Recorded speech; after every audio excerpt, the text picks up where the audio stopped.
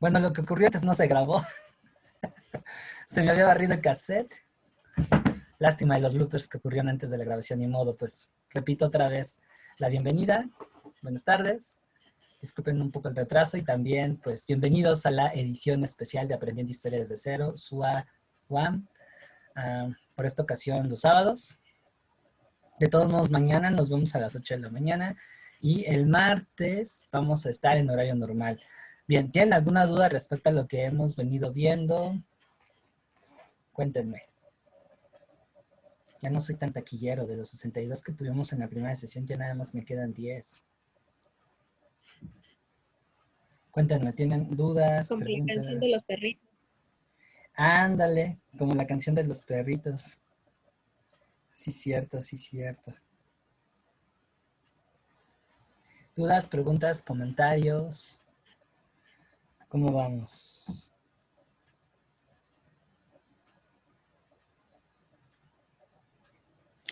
No, ninguno. Yo he dado un pequeño repaso a mis apuntes y a los videos y creo que más bien, afirmo, me ha quedado mucho más claro que en mis clases de la escuela. Ok, perfecto. Esas son excelentes noticias. Gracias, Ilse. ¿Los demás qué tal? ¿Cómo vamos? A mí ya me va gustando más la historia. Perfecto, perfecto. Se agradece, Wendy, se agradece, se agradece. Espero que con la siguiente ejercitación pues se mantenga ese gusto, sin a ver cómo nos va. Voy a intentar hacerla en los fines de semana para que tengan chancecillo de realizarla, ¿sale? Y bueno, la idea es que paulatinamente vayan mejorando. Y reitero los tips, ya saben, comprensión de lectura, análisis lógico de las cosas. Tienen que ponerse muy ducho en eso porque recuerden que la UNAM se carga mucho hacia preguntas capciosas. Entonces, hay que estar al tiro con esa cuestión, ¿vale? Por supuesto que tener bien firmes los contenidos, pero tener buzos caperuzos lo que es la habilidad de lectoescritura. Así es que si ustedes pueden con ello, ya tienen un gran avance, no solamente en historia, sino en otras materias. Estoy buscando algún material para que podamos leer, estudiar. De hecho, se me ocurre que para el martes los voy a mandar al cine, fíjense, los voy a mandar al cine. Voy a colgar en Classroom una película que me parece que va a ser provechosa para ver movimientos obreros. Esta sesión vamos a, reitero, ver revoluciones liberales, vamos a ver revolución industrial y para el martes veremos movimientos obreros del siglo XIX, probablemente también imperialista. Christopher me mandó un mensaje que se va a dilatar, es probable que no contamos con su asistencia, pero que va a hacer todo lo posible por estar aquí. Sí, se siente raro el no tenerlo en las filas, yo también. Ya no había acostumbrado a sus participaciones. Pero aquí lo esperamos si nos alcanza y si no, pues va a haber la versión sin censura de la clase, de esta edición especial. Ya hasta parezco locutor de radio. Como les decía, entonces voy a intentar en la medida de lo posible en lo que esta cosa se convierte, eh, irme a buscar los links de esas películas y que ustedes puedan tener en Classroom. Véanla, particularmente me interesa que vean Germinal.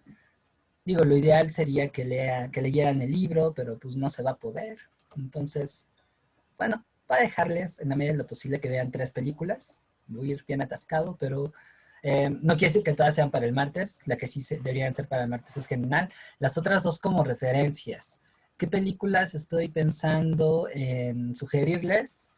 Bien, para este tema, que son las revoluciones liberales burguesas de 1820, 30 y 48, pues vamos a ver El Conde de Montecristo, una miniserie francesa muy linda de 4 capítulos que por fortuna encontré en YouTube y que me estoy volviendo a reventar, que está basada en la novela de Alejandro Dumas. De verdad, ese material no tiene desperdicio y de alguna manera, por el contexto en el que está ubicado el Conde de Montecristo, pues sirve un poco para ver esos últimos días del antiguo régimen y ya más adelante la instauración de un sistema liberal burgués. De hecho, me gusta esa película porque se ve, y particularmente esa novela porque se ve la transición de ambos sistemas. La segunda, pues, es tiempos modernos. Tiene que ver mucho con con revolución industrial, que también es un tema que vamos a ver hoy. Y por último, pues germinal. Así es que esa va a ser mi tarea para con ustedes. Eh, Estén al pendiente, ya saben, tanto del grupo de WhatsApp como del grupo de Classroom. Creo que se me va a facilitar colgar los links en Classroom, pero considerando que no todos están en Classroom por X o Y situación, pues va las más recomendaciones por WhatsApp. Ojalá que puedan verlo. Voy a tratar de checar que los links estén bien. Y también compartirles este material por orden cronológico para que no se me pierdan. Aunque creo yo los estoy consintiendo demasiado con eso, pero bueno, no importa. Todavía nos vamos tranquilos. Pues bueno, creo que estamos los que debemos estar. Así que vamos a comenzar. ¿Alguien me podría comentar cómo estaba el mundo tras la derrota de Napoleón Bonaparte?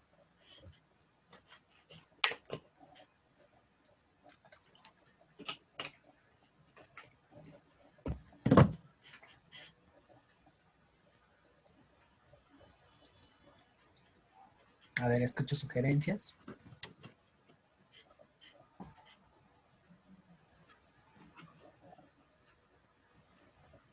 Por ahí sí empezaron a checar la bibliografía que también les sugerí por Megas, pues tienen una super obra de Eric Hobsbawm llamada La Era de las Revoluciones. Ese texto pues abarca estas temáticas.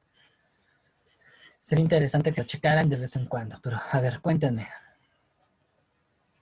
¿Cómo estaba el mundo tras la derrota de Napoleón en 1815?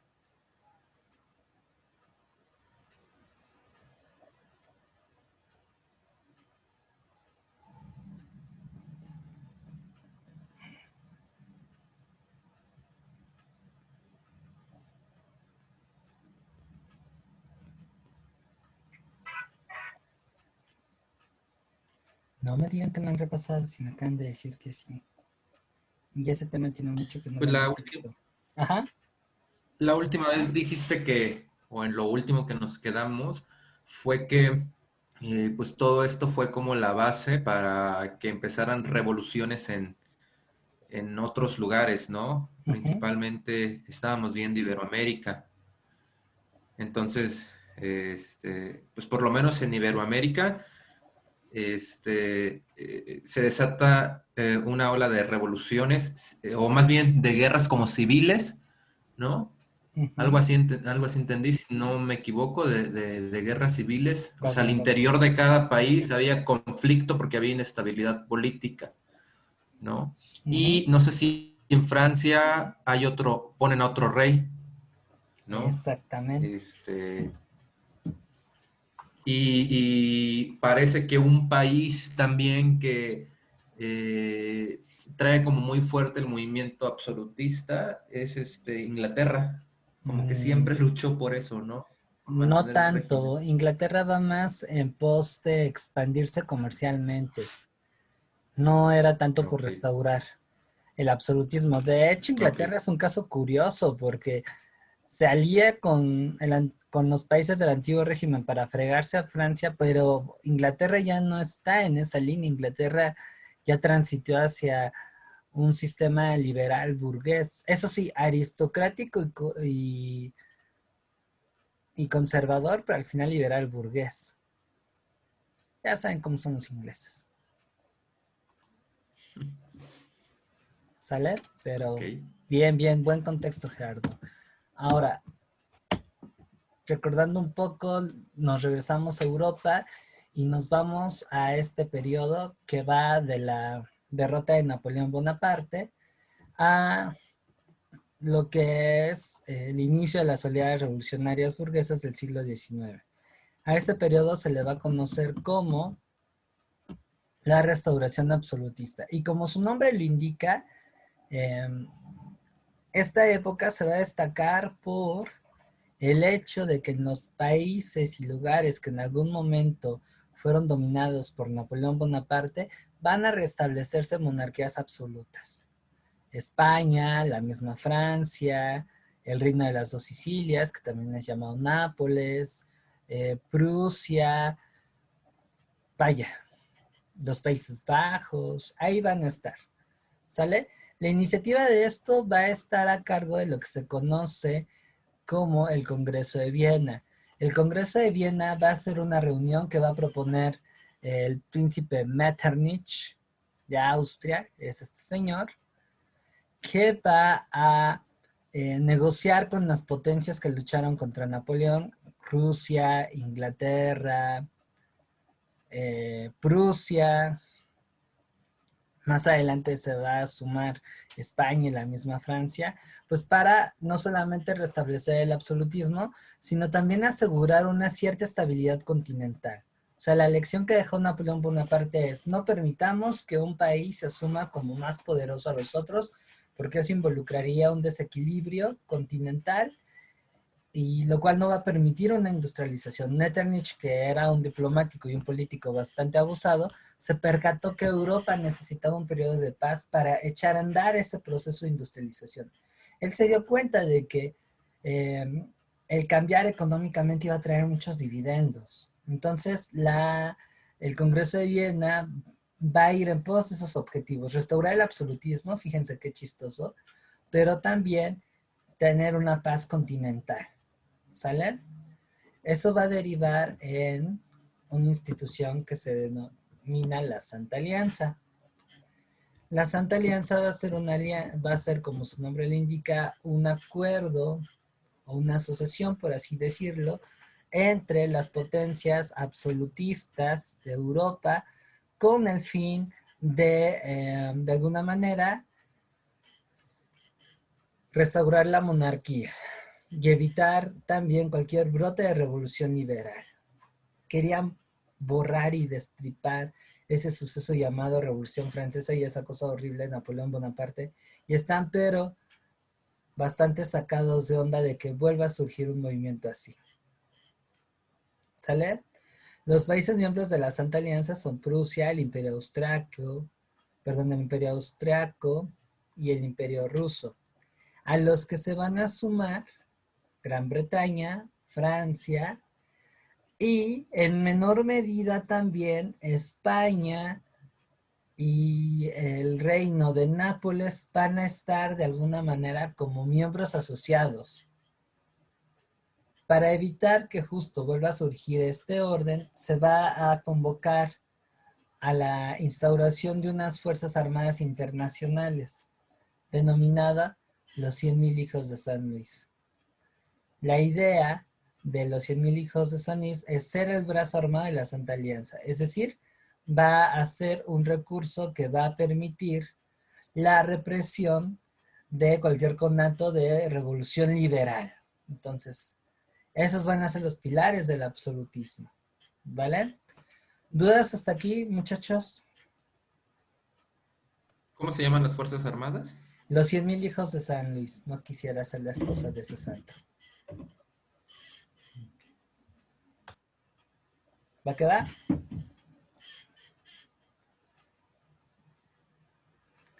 Bueno, ¿qué va a pasar después? Pues los seguillos se juntan.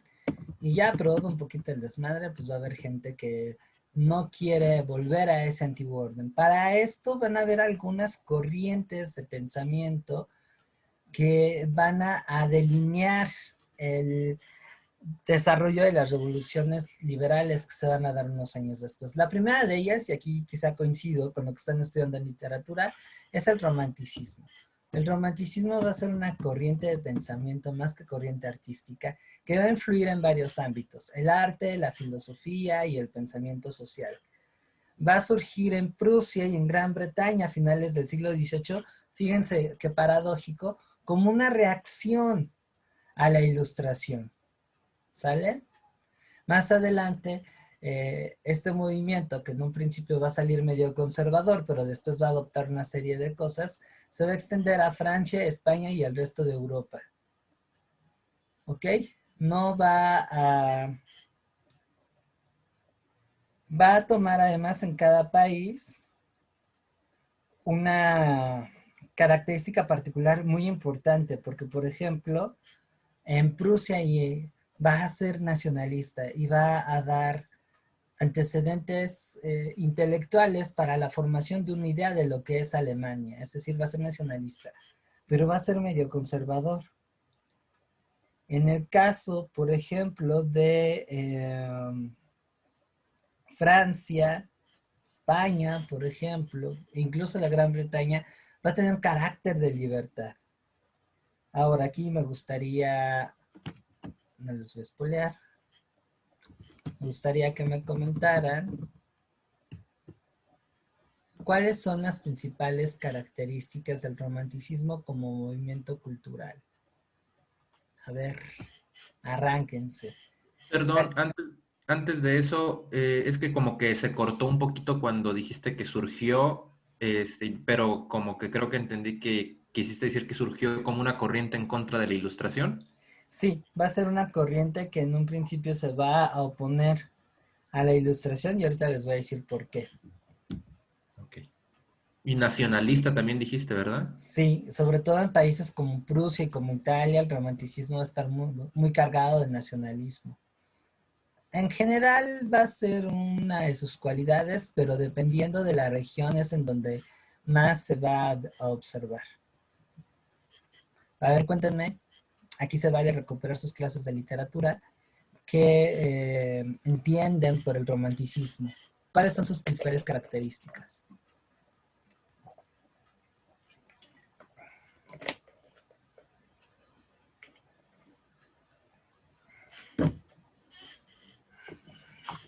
Si se los llegan a preguntar en Bueno, pues, literatura, ¿eh? A ver, venga de ahí.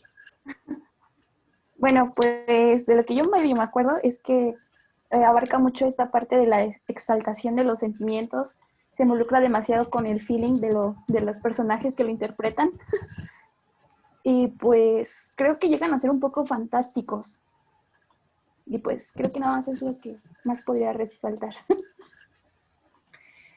Exactamente. Va a ser una corriente de pensamiento bien intensa, pero bien intensa. Hoy diríamos, qué dramático, pero no. Y por lo que voy contando en el chat también, ya poco a poquito van develando ese tema. Miren, efectivamente va a estar cargado de mucha intensidad. Va, va a ser muy sentimental. Es en oposición a la idea de razón que tiene la ilustración. Van a decir, no, el ser humano no solamente es razón, también es sentimiento. ¿Sale? A diferencia de la ilustración que va a enaltecer al hombre como centro de todo, el romanticismo va a reivindicar la naturaleza. Va a incorporar la idea de la individualidad. Va a sentir una angustia existencial, o sea que en algunos casos diríamos que son como los tatarabuelitos de los emos. ¿Sale? También va a reivindicar la subjetividad, como les dije, el sentimentalismo. Por aquí en el chat me comentaron cosas bien interesantes. La nostalgia por el pasado, claro, es importantísimo el romanticismo, por ejemplo, para el origen de la historia.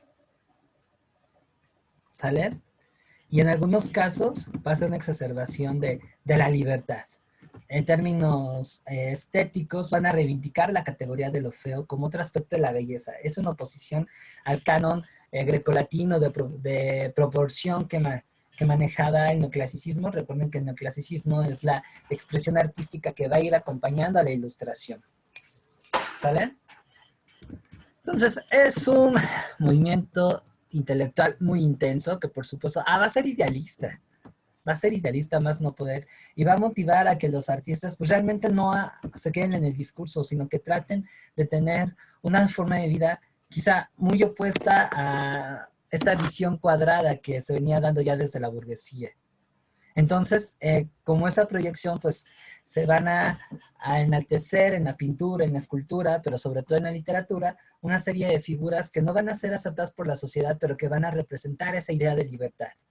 De ahí también la nostalgia por el pasado. Por ejemplo, tienen el caso de Víctor Hugo con El Jorobado de Notre Dame, que es una obra maravillosa, se la recomiendo muchísimo. Léanla. Ahí, pues, el chido chidorio de la película, bueno, del libro, va a ser Quasimodo. Quasimodo, una persona que va a pertenecer al grupo marginado de la sociedad. ¿Sale? En otros materiales, la figura del corsario o del pirata, pues va a referenciar esas cualidades. Y aquí les comparto Eh, Uno de mis poemas favoritos, La canción del pirata, que por cierto fue musicalizada por un grupo de metal español llamado Tierra Santa. Si pueden escuchar la pieza, es fenomenal, no tiene desperdicio. Y bueno, aquí está el poema de este señor. Solamente es la primera parte, porque en realidad es un poema pues más amplio. Les doy unos chancecitos para que lo lean, para que lo comprendan.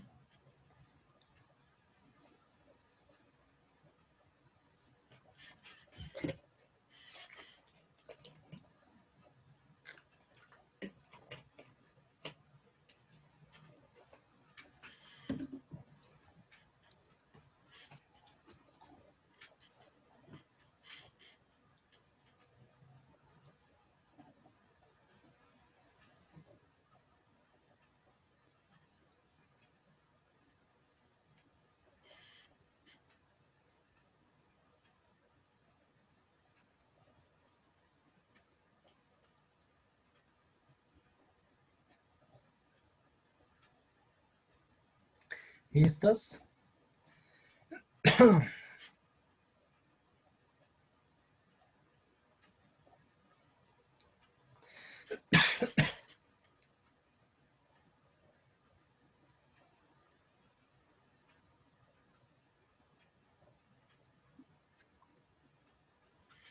¿Listos, chicos?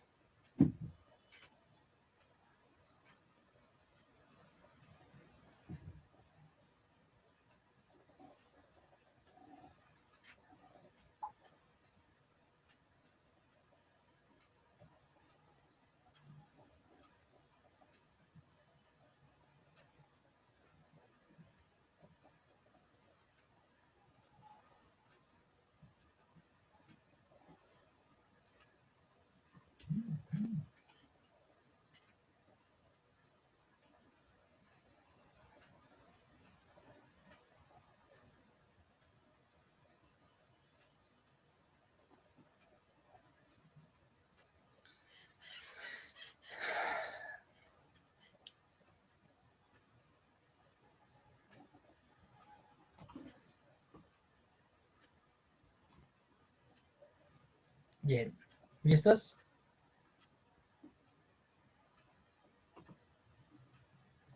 Sí, profe. Ok, bueno. ¿Qué me pueden decir del poema?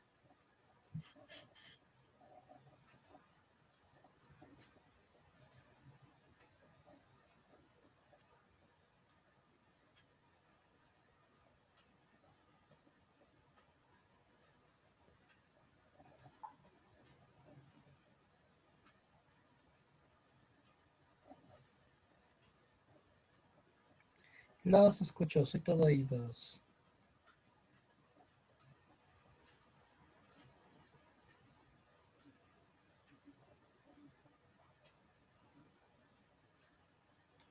Muchachos, están ahí. Yo los invoco. Sí, exactamente, Emiliano. Yo los invoco. Y sí, Emiliano, también la canción es de Tierra Santa, así se llama el grupo. Es muy bueno, se los recomiendo. Pues sí, tal parece. Es más, se la merita.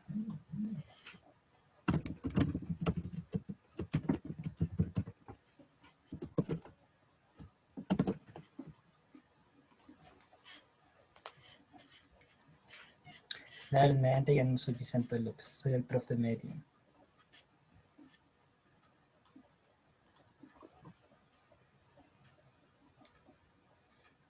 Espíritus del más acá, yo los invoco. Me gustaría escuchar algunas interpretaciones del poema. Para la otra me vengo con una bola de cristal, una raca de pirata y un pañolete de gitana.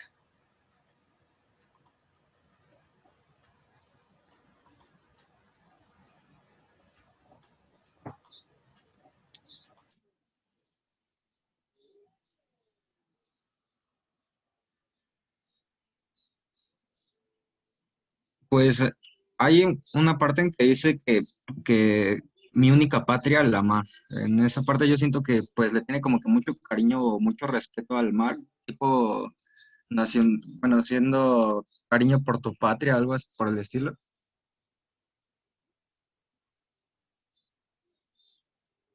Perdón, me autocensuré. Va por ahí, va por ahí, por ahí. Gracias, Emiliano. Ahora, bajita la mano, aquí estamos haciendo un ejercicio de comprensión de lectura y de interpretación, lo cual es importantísimo para que ustedes la libren para el examen, porque si no van a tener muchos problemas.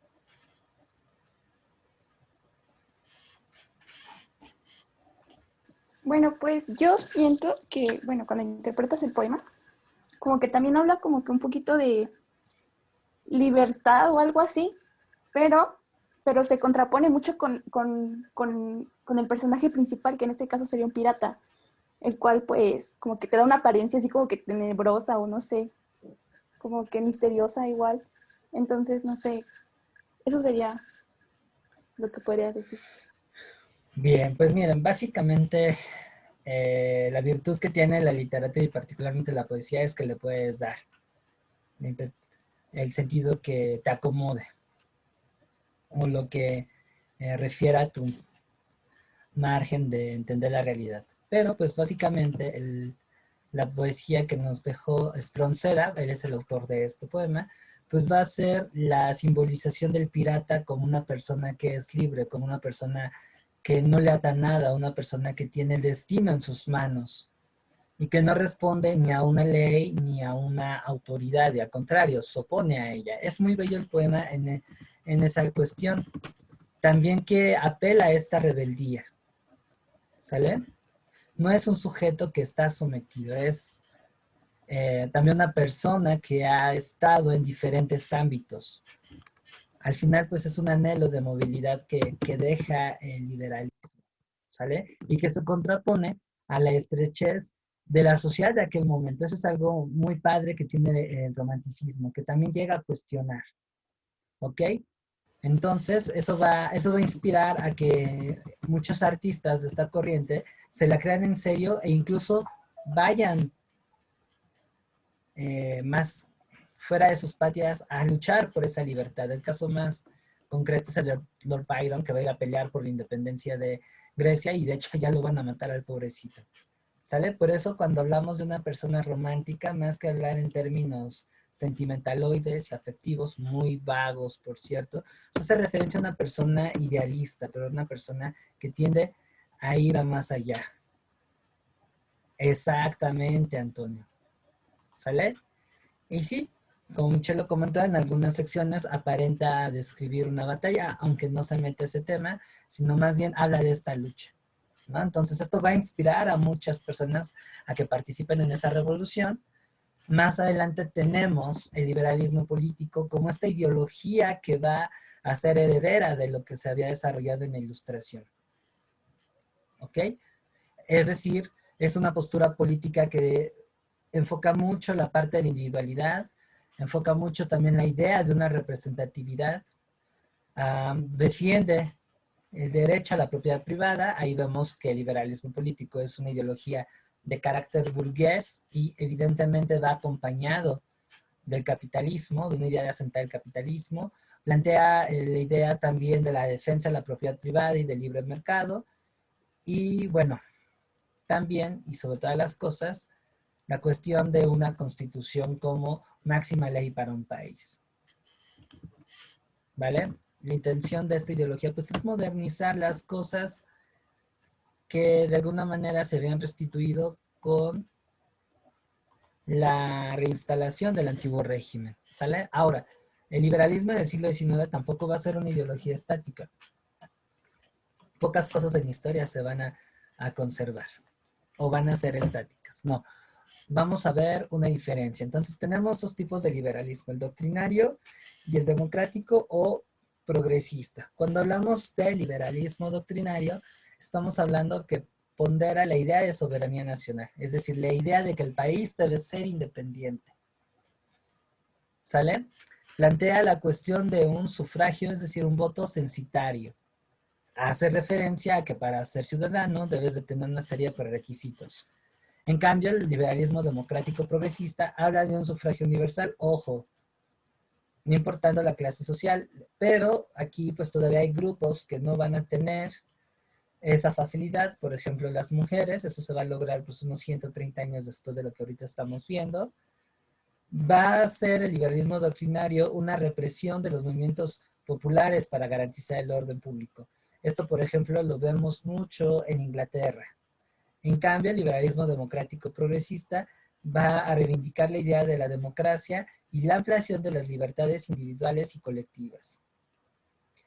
El liberalismo democrático doctrinario va a limitar las libertades, mientras que el democrático socialista va a conllevar a unas reformas sociales muy profundas que mejoren la vida y condiciones de trabajo de las clases populares.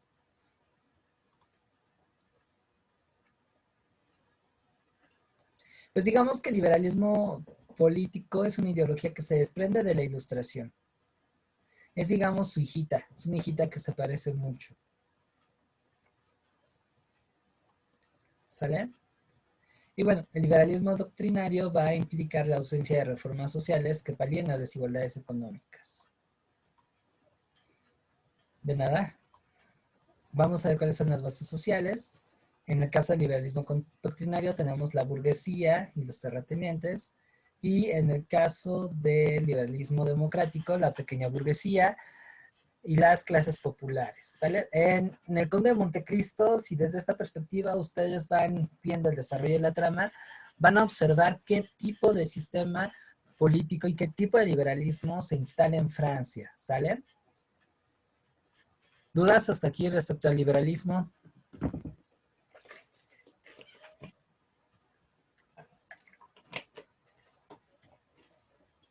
Profe, disculpe, ¿me podría decir a qué se refiere sufragio censitario? Ah, claro, que solamente pueden votar aquellos que tengan una serie de requisitos que marca la ley, como el hecho de, además de ser hombre, tener propiedades, que sean incluso descendientes de una familia de rancio abolengo, que tenga una determinada cantidad de dinero, que no esté casado con extranjeros, qué sé yo, depende mucho ahí de la Constitución. Gracias. ¿De nada? ¿Alguna otra duda? Ay, Dios, espero que eso no haya dado para un meme.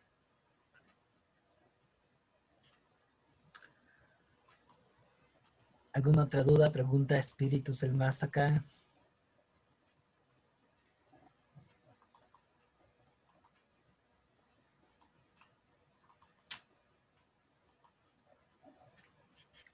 No. No, profe. Bueno, entonces continuamos. El tercer elemento que va a marcar... Ay, me pasa pero un montón. Híjole, ya les spoileé todo esto. El tercer punto que vamos a ver a continuación va a ser el nacionalismo.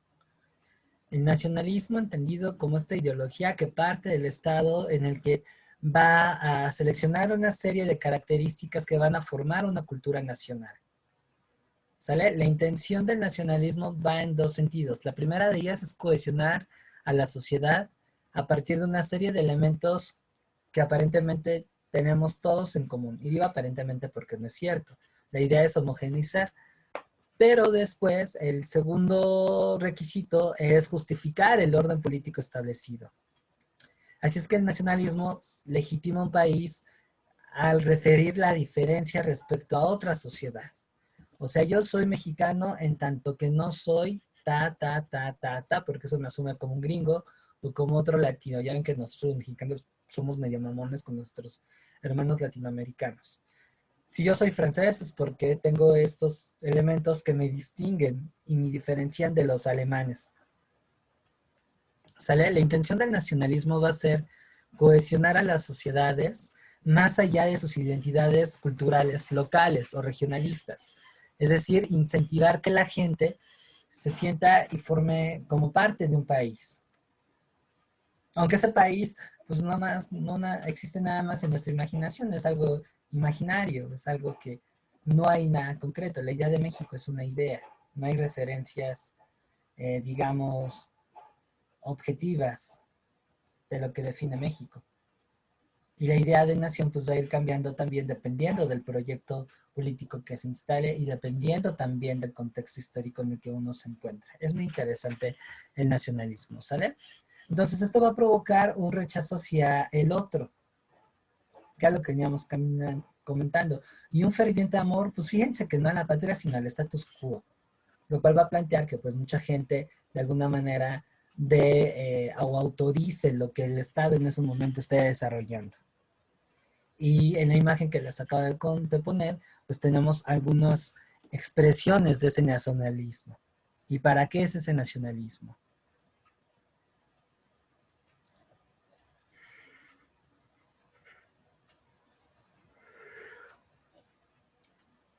En pocas palabras, tener un sentimiento nacionalista es sentirse, pues, el papá de los pollitos. La última Coca-Cola en el desierto. El non plus ultra. ¿Ve? El nadie me merece, güey. Y ahí lean esas dos expresiones.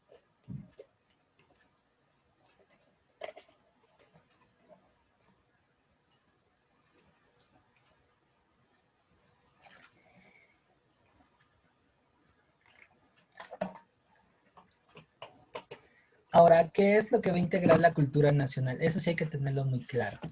¿Qué es lo que va a integrar la cultura nacional? ¿Qué se les ocurre? ¿Qué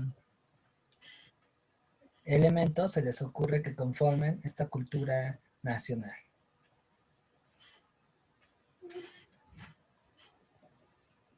Sus himnos. Tenemos el himno nacional, que bueno, el mexicano está bien épico, parece una canción de heavy metal. ¿Pueden ser los juramentos?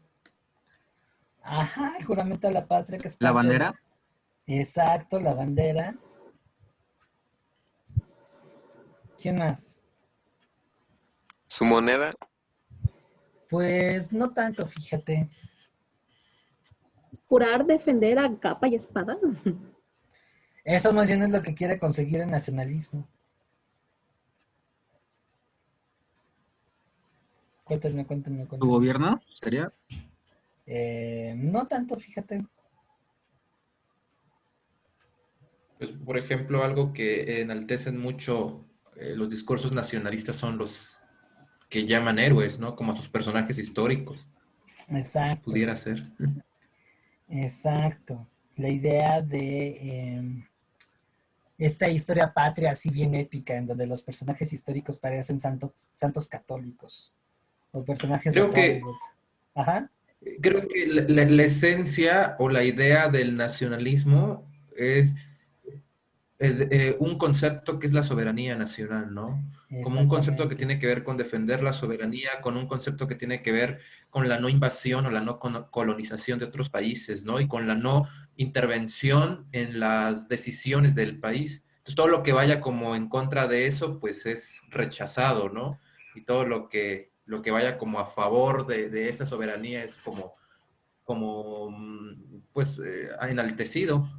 La mitad de lo que dijiste tienes toda la razón y la mitad no tanta, porque el nacionalismo va a ser una ideología que también va a justificar que varios países se comiencen a meter en África, en Asia, y que por esta grandeza de la patria, pues luchen en esas guerras coloniales para hacer el país más amplio. Piensa, por ejemplo, que en los casos más extremos de nacionalismo, que va a ser el totalitarismo del siglo XX, la justificación de conquista de los alemanes, de los italianos, por ejemplo, los japoneses, es hacer más grande la patria. Y es involucrada la marginación y o exterminio de las poblaciones locales que se invadía. Y eso se venía dando desde el siglo XIX. Es que no, al Bueno, pero el contrario. discurso nacionalista es defender. El discurso nacionalista es defender a aquel que quiere invadirnos, Ah, exacto, ¿no? eso sí, pero también si es posible agandallar para honrar a la patria. Si tú lees, por ejemplo, los discursos que se aventó James Monroe, que fue presidente de los Estados Unidos en esta época, o el Destino Manifiesto, pues que sí, en pocas palabras, Sí. que hace referencia a que Estados Unidos es una chingonería, y como es una chingonería, para su grandeza tiene el derecho de expandirse sobre el resto de América. esa es una característica del nacionalismo también, hacer Ajá, sentir que el país es una chingonería, que no hay exactamente, ningún país mejor que el propio, ¿no? exactamente. Aunque estés de la fregada, pero siéntete orgulloso. Y eso, por ejemplo, se va a ver muy, muy interesante en el caso de México, en esta época en donde pulula el cine de oro mexicano. Bueno, desde antes, o sea, el nacionalismo mexicano resulta bien interesante en el siglo XX porque se promueve mucho a través de la educación. Desde el gobierno de Álvaro Obregón y ya con José Vasconcelos como secretario de Educación Pública, el güey era ultranacionalista. Léanse La raza cósmica, el Ulises Criollo, y acá que México es una reatota, para no decir otra cosa más fea, si no van a censurar en YouTube. E incluso el mismo Oye, escudo de la Fabián, UNAM pero está bueno, a muy ver, cargado. Ajá. Sí, sí, adelante, adelante. como para no caer en esta cuestión de que es malo o es bueno el nacionalismo, porque recordemos que no podemos usar juicios de valor en historia, Ajá. el análisis sería cuáles son las ventajas y las desventajas del Las nacionalismo, ventajas, entonces. y es a lo que voy, si nos vamos en el contexto histórico en el que estamos, principios del 19, el nacionalismo va a servir para cohesionar a la sociedad, va a servir para dar una idea de identidad, que va más allá de la identidad local o regional que cada sección de la sociedad tenía. El nacionalismo va a tener por objetivo integrar a estos colectivos que nada tienen que ver en algo en común que va a justificar la existencia de un Estado-nación. Piensa, por ejemplo, en espacios tan pluriculturales como lo es eh, la misma Italia, por ejemplo. Vaya, México, que sí está muy marcada y hasta la fecha las diferenciaciones culturales entre una u otra región, sin considerar la de las comunidades indígenas, porque esa es otra. Entonces el nacionalismo las aglutina todas, va a ir eliminando a través de la integración esos elementos culturales y los va a fundir en una idea, o mejor dicho, a aplastar en una idea denominada, bueno, en este caso, México. En Europa va a ser algo similar. Piensen que no son tan homogéneos como a menudo creemos. Piensen, por ejemplo, que Francia, para citar un ejemplo, eh, no, España. España me parece una muestra más clara. España tiene una región que tiene una herencia sumamente celta, la parte del norte. Tenemos comunidades que ni siquiera se reconocen como españoles y se dicen muy aparte, como los vascos. Otro tanto sucede con los catalanes. Y luego por ahí hay otros colectivos como los gallegos y los andaluces que pues van en las mismas. De hecho, España es una nación artificial porque si van más allá de esa idea de nación, en realidad en el seno de España hay como 5 o 6 naciones que están ahí todas pegastadas. ¿Y qué hace el nacionalismo español? Les dice, no, tú antes de ser catalán, antes de ser vasco, antes de ser gallego, antes de ser andaluz, antes de ser extremeño y bla, bla, bla, bla, bla, bla, bla, eres español. Y lo que representa ser español es ta, o sea, que estandariza la idea de una cultura. Y a la fuerza, porque ya sea mediante coerción ideológica o por alguna presión violenta, la gente va a ir absorbiendo esa idea. Por eso aquí la educación empieza a ser importante. Entonces, en el siglo XIX, el nacionalismo va a tener esa función. Y no solamente eso, sino que en algunos casos va a proyectar esta idea de expansionismo militar. Por supuesto que para el tema que nos atañe, que son las revoluciones liberales burguesas, el nacionalismo va a ser un elemento muy importante. Es un periodo en donde están haciendo nuevos estados. Entonces, una manera de justificar la existencia de un estado es a través de la diferenciación. Mira, canal, yo tengo una cultura aparte y mi gente es así, y eso implica una homogenización de esa sociedad. Ya mucho después, pues va a involucrar otros problemas. ¿Sale? Las desventajas del nacionalismo es que siempre vas a tener un grupo que va a dominar a los otros y que esa idea de cultura nacional es un tanto superficial. Ahora, el hecho de que tú inicies un proceso de integración, ya sea por medio de una coerción pacífica como es la educación o un medio violento como es la represión a diferentes formas culturales que no se cuadran con lo tuyo, va a conllevar a que en ciertas zonas hay una constante tensión, sobre todo cuando un poder central va a hacer uso de ese nacionalismo. Pensemos en los casos de México o España. Bueno, más el caso de España, hasta la fecha pues tiene broncas muy gruesas en su interior, justo por cómo se aplicó ese nacionalismo, porque además es un nacionalismo que no es consistente, que tiene muchos huecos y que no reconoce la diversidad. Eso es lo que ha hecho, por ejemplo, que España tenga fuertes conflictos internos, a diferencia de, por ejemplo, Inglaterra, que aunque en Inglaterra también tenemos en su interior diferentes regiones que se muestran aparte, hay una serie de instituciones que mantienen la cohesión. Y el nacionalismo inglés de alguna manera ha reconocido que hay otras expresiones culturales al interior de Gran Bretaña. Por ejemplo, los escoceses y los galeses, y como una manera de amainar la presión de sus grupos y que no se desintegre el país, pues de vez en cuando hace memorándums de se quieren independizar, aunque al final voten que no. No sé si me he llegado a entender.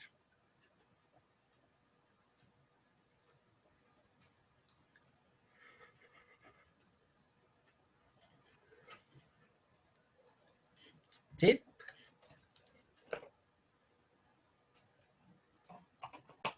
No, Gerardo. Sí, lo que pasa es un tema para analizar muy, muy profundamente y podríamos llevarnos mucho tiempo, ¿no? O Sí. sea, yo podría nada más agregar que, o sea, pensando, por ejemplo, en para qué ha servido que hiciéramos todas estas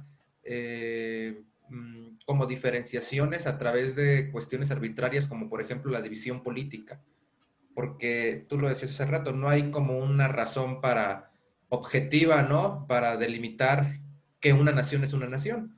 Pues no, más que las líneas imaginarias, empezando por ahí, ¿no? Que son las divisiones políticas, los territorios, pero, por ejemplo, a lo largo de la historia creo que han surgido personas con ideas a lo mejor medio utópicas, ¿no? Pero que exaltan un sentimiento que a lo mejor muchas personas tienen, ¿no? Por ejemplo, pienso en John Lennon, que Ujú, hablaba de desaparecer las naciones, ¿no? Y de decir, ujú. o sea, por qué todos somos, por qué cada país hace esta parte como individualistas y todos somos hermanos y todos somos la misma humanidad, ¿no? O sea, ¿qué consecuencias tendría que hiciéramos algo como eso? Que homogenizáramos, por ejemplo, la moneda, el idioma, o sea, porque si hay una gran diversidad en todo el mundo. De alguna forma, a lo mejor el nacionalismo también es una forma de diferenciarse, pensar en un proceso, por ejemplo, como el ser humano, como el individuo, o Ujú. sea, no somos una masa. Cada persona es un ser individual, único, irrepetible, con características, aunque parecidas en algunas cosas, tenemos cosas que nos diferencian, ¿no? Entonces, a veces yo comparo las naciones con el desarrollo del individuo también, y me doy cuenta que a veces también es necesario el nacionalismo y un poquito la división y la diferenciación, ¿no?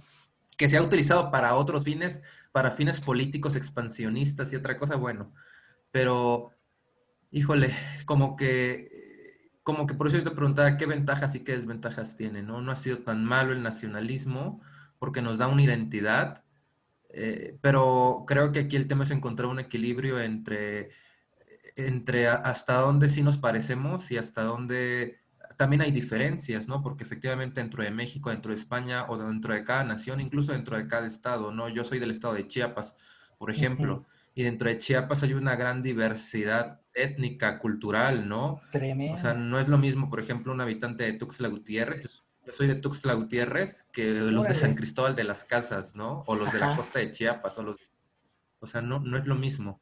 Nada más en un estado, cómo cambia el clima, cómo cambia las lenguas, cómo cambia la gastronomía, cómo cambia las costumbres, la vestimenta, etcétera, ¿no? Entonces, Sí. híjole, yo creo que sí es un tema que da para mucho análisis.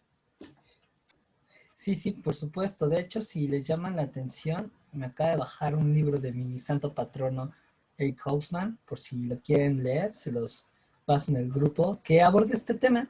Y él dice abiertamente, el título se llama Naciones y Nacionalismo desde 1780. Y él comenta en las entrevistas que la historia tenía como una de sus principales tareas hacer lo contrario a que se hacía en el siglo XIX. Es decir, eliminar el nacionalismo. Ojo, que eso es muy diferente a un sentimiento de pertenencia, de acuerdo a tus principios, de acuerdo a lo que has vivido, de acuerdo a lo que sientes. La bronca con el nacionalismo es que es una imposición que viene de afuera. Pongámonos en nosotros, o sea, tenemos una idea de ser mexicanos porque provenimos de familias mexicanas y así como nosotros, pues nuestros papás tienen una vaga idea de lo que es ser México. Y esto implica una idea también muy, muy eh, surrealista o a veces poco cimentada de lo que implica ser mexicano, ¿no? Que eso ya es un debate muy cañón.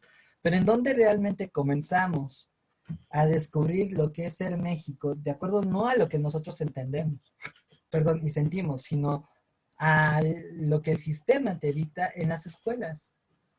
La bronca con eso es que implica que tú como individuo que perteneces a una comunidad diferente, pues tengas que renunciar, que eso fue lo que le apostaba la educación mexicana durante la época del Precámbrico. Se entendía que México, pues sí, es un país que le costaba mucho trabajo pues, definirse, y lo que hizo el PRI desde México postrevolucionario, bueno, el PNR hasta 1982, porque ya cambian las cosas, es vamos a meter la formación y unidad de lo que es mexicano. Y entonces ocupó todo un arsenal para, de alguna manera, inocular a la sociedad mexicana de lo que era, según el Estado, ser México. Y agarró un chorro te digo, recursos. La educación en primera línea es eso. O sea, yo me aprendí el himno nacional en mi casa, yo me lo aprendí en el kinder, y abiertamente sin saber de qué fregados trataba y para qué, no, nos decían, eso está lindo, apréndete, como periquitos. Las festividades cívicas, ¿no? Los honores a la bandera, los desfiles. Bueno, en México no se dio tanto, pero hubieron países, por ejemplo, los Estados Unidos, que a través de los medios de comunicación, pues explotaron esta cuestión del nacionalismo por medio de la historia. Ahí tienen, por ejemplo, el patriota. Acá en México se dio de otra manera, se dio más a partir de arquetipos de lo que correspondía a ser mexicano. Y ahí tienen el signo de oro en los años 40 a los 60. Por supuesto que también la literatura, la pintura, el muralismo mexicano de Diego Rivera tiene ese peso. Y bueno, eso ha traído como consecuencia que México se negara a sí mismo, porque en esencia México es pluricultural. Y eso ha conllevado a que tuviéramos una bronca muy grande en entender al otro, no solamente en términos culturales, con otras sociedades que son mexicanas, pero que pues como que esa idea de México no les late mucho, sino con, en general, cualquier tipo de alteridad, mujeres, adolescentes, comunidades migrantes, comunidades indígenas, y llegamos a ser bien intensos con esa diferencia, ¿no? Por eso es importante que cambiemos el paradigma. El cambio, la idea del país, eso es lo que plantea Hobsbawm, ¿no? Sobre todo en espacios tan ricos culturalmente como lo es América Latina. Porque si no, eso es lo que ha conllevado a guerras civiles, tanto de imposición como de resistencia, y eso lo vamos a ver en la parte de historia de México. O sea, en la actualidad ya hay un reconocimiento legal medio embarrado de lo que representa México multiculturalmente, y ya empieza a estar esa palabreja parecida en textos jurídicos, pero en términos reales no hemos llegado a ese pie. El punto es de que nosotros mismos rechazamos el nacionalismo, entonces me atrevo a decir que México en estos momentos está en una fuerte crisis cultural. Y yo no tengo con qué generar esa alternativa porque pues también es un tema muy cañón, pero que desafortunadamente ha costado mucha sangre. Entonces, estoy escuchando que hay un rechazo al nacionalismo. Sí, sobre todo en generaciones jóvenes, por lo menos aquí en México. O sea, te lo puedo decir desde mi generación. Yo soy modelo 87, o sea que me toca el doble no circula.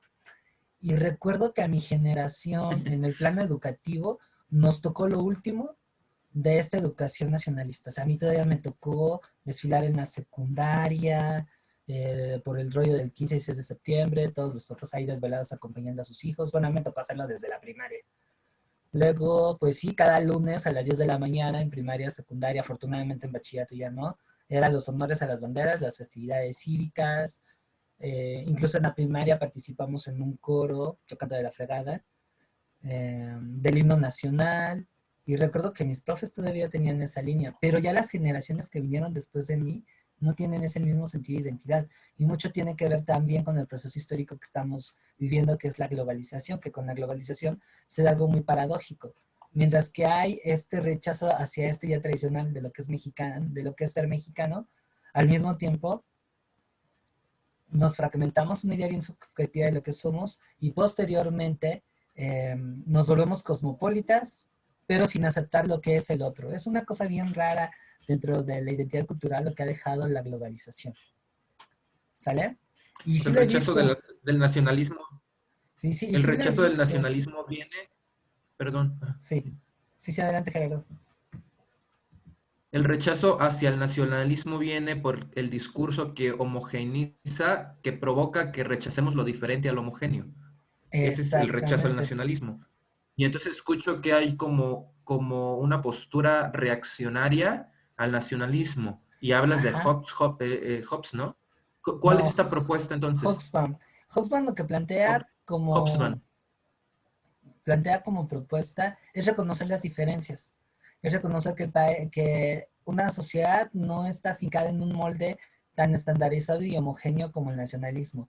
Hobsbawm, y eso lo toma mucho el ejemplo pues, de Europa, pero sí también atendiendo a los problemas que hay en América Latina, es que en vez de pelearse en que, mira, tú obligar a la gente a que se sientan una Se pertenencia a siente esta mexicana. versión, ajá, estandarizada de lo que ser mexicano, pues lo que conllevan es una flexibilidad, o sea que de acuerdo al, a los principios culturales de tu comunidad, a tu historia local, digamos que te apropies de esa idea de ser mexicano, pero dejando de lado lo que te dice el Estado, y bueno, este texto lo hace en el 90, entonces aquí también toma este otro paradigma que es la globalización. O sea, dejando de lado la cultura de consumo y el Estado, tú debes de formar una idea de lo que eres colectivamente y manejarlo como un proceso abierto para que dialogues con otras comunidades porque no eres la única que está viviendo ahí.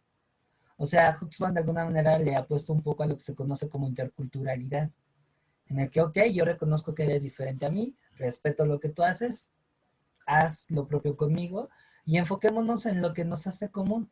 Pero no hay nadie que te esté obligando a tolerarlo o a negarlo. No sé si me estoy dando a entender. Sí. O sea, Cosa que que cada quien tome su posición de acuerdo a su contexto y a sus características, que sea exactamente, libre de elegir qué es lo que lo caracteriza, sin que haya nadie que te exacta. obligue. Por ejemplo, si yo no quiero, por ejemplo, rendirle honor a la bandera, porque para mí eso no es como algo que me reconozca como mexicano, me caracterice como mexicano, o me deje de caracterizar, no estoy obligado. Como comunidad puedo, de acuerdo a mis características, tomar esas decisiones, ¿no? Ajá, y ¿Algo buscar así? otro, sí, y buscar maneras alternativas de cómo, eh, digamos, trabajar juntos o convivir juntos. El nacionalismo lo que te propone es, esta es mi versión, esta es mi manera de hacer las cosas, se hace. No lo quieras, te extermino, te margino, dependiendo de la política de Estado de cada país. Si lo quieres, entonces renuncia a lo que eres y métete a mis ideas. Que por ejemplo esa es la política cultural que llevó a cabo el Estado mexicano desde, te digo, desde el gobierno de Álvaro Obregón hasta 1982. Eso es lo que entendemos que es ser México, mestizo, mezcla de no sé qué. Ok, a través de la educación lo voy a empezar a implementar. Ah, pero es que tú tienes una resistencia porque no quieres hablar español y quieres seguir hablando setzal. Ok, si no lo haces, yo te voy a discriminar de tal manera que vivas jodido, que vivas pobre y que entonces asumas esta identidad cultural tuya como una carga y una de dos, o te mantengas en resistencia y te mueras de hambre, o terminas renunciando a lo que eres y te integres. Esa es la política de integración que tuvo México desde 1921 más o menos hasta el 82. ¿Por qué en el 82 se comienza a deconstruir y se comienza a cambiar? Porque tenemos la globalización ya encima y la globalización no comulga con estos elementos culturales tan rígidos porque no permite una economía de libre mercado. Entonces, el nacionalismo mexicano o propuesto por el Estado va a ir estandarizándose, va a ir siendo cada vez más laxo, pero con la finalidad de que México pueda insertarse a la globalización. Y obviamente ahí se explotan una serie de elementos culturales que representa ser México, pero desde la parte del consumo. Ahí ya no es el Estado, ahí quien dicta ya las normas son las grandes empresas. Y te digo, es un cambio muy brutal. Yo, por ejemplo, pues sentía curiosidad, pero pues a mí me venía valiendo si saludaba a la bandera cuando el presidente daba el grito el 15 de septiembre. Pero resulta que mi abuelita, que además fue enfermera militar, sí se tomaba muy a pecho esas ceremonias. Entonces me acuerdo que un 15 de septiembre que estábamos en su casa, yo siendo un adolescente tranquilo, pero en ese momento tuve mis 5 segundos de estupidez. Me burlo del saludo, saludando mal, no me he dado cuenta que mi abuelita estaba al lado mío. Y pues recuerdo que probé la legendaria palma de la mano de mi abuelita. Me dio un santo cachetadón por faltarle al respeto al país, que bueno, hasta la fecha me sigo acordando. ¿Sale? O sea, ahí vemos la oposición de dos generaciones diferentes. Si yo hablo, no sé si tenga por aquí chamacos entre 18 y 21 años, les puedo apostar que si yo ya estoy con ese nacionalismo medio degradado, los chavos que vinieron después de mí están todavía más. Pero en donde sí somos nacionalistas, en el caso de México, cuando algún movimiento social redecora los movimientos cívicos, perdón, los monumentos históricos, cuando gana o pierde la selección de fútbol soccer. Es ahí en donde nos volvemos bien nacionalistas. Bueno, ya me dirán Emiliano y Itzel cómo se van dando las cosas, pero ese es en México. Wendy también. O sea, ellos ya fueron educados en una idea diferente de lo que es ser México a la que yo fui. ¿Sale? Pues yo creo que nadie, porque son como 15 estrofas. Les digo, el himno nacional sería como una canción de Pink Floyd pues, mezclada con heavy metal. Daría fácil como 23 minutos, porque son un putimil de estrofas. Y hay algunas que están muy buenas. Pero sí es demasiado bélico. ¿Vale? Entonces, les digo, eso es en un caso específico. Si nos vamos a otros lares, por ejemplo, en Estados Unidos, en Francia, en España, el nacionalismo todavía está muy cabrón. Y son los que más están rechazando la diferencia. Vean, sobre todo en el sur de Estados Unidos, vean que ahí se organizan caravanas de casas de migrantes. Y a los que ya llegaron, prácticamente te integras o te integras. Digo, afortunadamente no responde a ello la totalidad de la sociedad estadounidense, pero sí todavía hay una fuerte sección que es bien nacionalista. ¿Por qué creen que Trump está en la presidencia? Y Trump forma parte de ese grupo. En España otro tanto, sobre todo en la parte central de España, Madrid y aledaños. Porque si ustedes se van a Cataluña o al País Vasco, ahí ya pesa no un nacionalismo, sino una identidad regional bien canija, bien pesada también. Es más, si ustedes hablan con un catalán o con un vasco y le dicen, ah, eres español, se ofenden y te corrigen, no, ni madre, yo soy catalán, yo soy vasco. Pero son esas identidades culturales regionales que no fueron eliminadas por el nacionalismo durante el proceso histórico de formación de España. En Francia también ya está empezando a ver eso, en donde son un poco más abiertos, pero porque además ahí tuvieron a Hitler, pues fue esa Alemania. Aunque también hay grupos neonazis ya ahí. Entonces, todo un relajo, todo un relajo. Ahora, este tema lo saqué porque va a ser el tercer componente de las revoluciones liberales burguesas del siglo XIX. Reitero, tenemos que ver el contexto. Estamos en una época en donde los países se están forjando. Entonces, lo vieron como una buena herramienta. Pero cañón, bueno, yo no llegué a ese nivel de masoquismo de que me enseñaran en flauta y cantando el himno nacional, fíjate. Cantando sí en la primaria, pero en flauta no. Pero por ejemplo, recuerdo que mi profesor de artísticas, yo no bailo. Yo no bailo. De hecho, creo que no evolucioné para bailar. Soy un bajista rítmico. Pero recuerdo que el profe de artísticas de la secundaria nos decía, no. Vamos a ver puro baile típico mexicano, puro baile tradicional, que la hacen los viejitos que bailan los venados. Les digo, quien selecciona ese desmadre es el Estado. Y pues yo me acuerdo que muchos de mis compañeros se decepcionaron de esa clase porque querían aprender cumbia, salsa, bailar pop, sacar las rítmicas. Y pues está bien, al final es algo funcional. Ahora que lo pienso, pues sí, yo creo que en la secundaria deberían de enseñar a bailar ese tipo de ritmos, ¿no? Pues les va a servir más en la vida que, a ver, bailate la danza de los viejitos o la guelaguetza o cualquier jalada de esas. ¿No? Es algo chistoso. Por eso muchos quedamos solteros en la secundaria, porque nunca aprendimos a bailar, ¿no? Pero en fin, eso ya lo haré cuando sea dictador y me reviente mi reforma educativa. Sí, yo creo que sí, disminuirían muchos traumas el que aprendieran a bailar eso. Yo estoy completamente de acuerdo con Ilse. secundaria y prepa, pero en fin.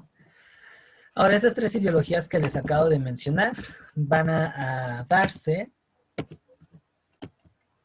en estos ciclos revolucionarios que aparecían a primera mitad del siglo XIX. Podríamos ponerlo en un modo tipo Star Wars. O sea, en un continente no muy lejano, después de la derrota de Napoleón Bonaparte, las potencias absolutistas restauraron el poder de los diferentes monarcas en Europa. Pero 5 años después, la resistencia, y así estoy hablando como narrador de Star Wars, va a empezar a aparecer gracias a un grupo de liberales valientes. A diferencia de lo que vimos con la Revolución Francesa, aquí va a ser un proceso que va a involucrar a todo el continente. No va a ser una revolución acotada en una serie de fronteras. Sin embargo, vamos a ver los focos principales. En el caso de España, en el caso del ciclo revolucionario de 1820, se va a dar en España, se va a dar en lo que es Grecia, se va a dar en Francia, y bueno, quien hizo este cuadro va a albergar la etapa final de la independencia de las colonias españolas en América, ¿sale? En el caso de España, va a ser por causa del hecho de que Fernando VII pues, mandó a la goma la Constitución y él quiere gobernar de forma absolutista, pero en 1820 Rafael del Riego organiza un golpe de Estado para restituir la Constitución. Y a eso se le conoce como trienio liberal. En el caso de Francia van a correr a Luis XVIII, y en el caso de Nápoles implica una reforma política que tendiera a lo que sería la unificación italiana. Recuerden que en esa época Italia todavía no existe. En el caso de Grecia es una revolución de independencia en contra del imperio turco.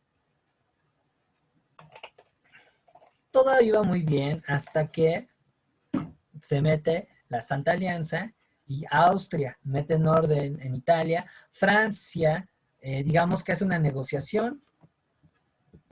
Va a salir Luis XVIII, entra Carlos X. No, sí, Carlos X. Y Francia va a intervenir en España y va a correr a los liberales. Digamos que aquí el único movimiento exitoso va a ser el de Grecia, que va a obtener su independencia del Imperio Turco. Van a haber otros movimientos, como es el caso de Holanda y el caso de Bélgica, que van a intentar desafanarse de la influencia de los franceses o de los prusianos o de los austriacos, pero digamos que se quedaron a medio camino porque querían ser dos países diferentes, pero hechas potencias dijeron, no, ok, te independizas, pero van los dos juntos. Entonces es como poner en un mismo cuarto a alguien que viva, que alguien que le vaya a la América y alguien que le vaya a Chivas. Ahí va a haber guerra civil. Posteriormente tenemos el episodio 2, el liberalismo contraataca, y en este ciclo revolucionario pues van a ser mucho más radicales que lo que vimos en 1820. Aquí aparece un elemento que se va a conjuntar como símbolo de lucha popular, la barricada. ¿Alguien recuerda qué es una barricada?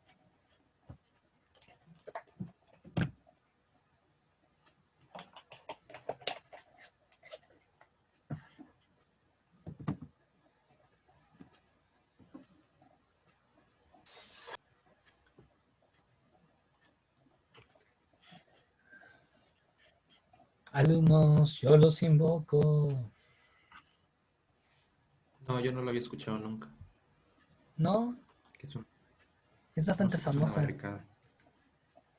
Va a salir mi lado anarquista revolucionario. Oh, bueno, a lo mejor ya se dieron cuenta, pero no la han visto.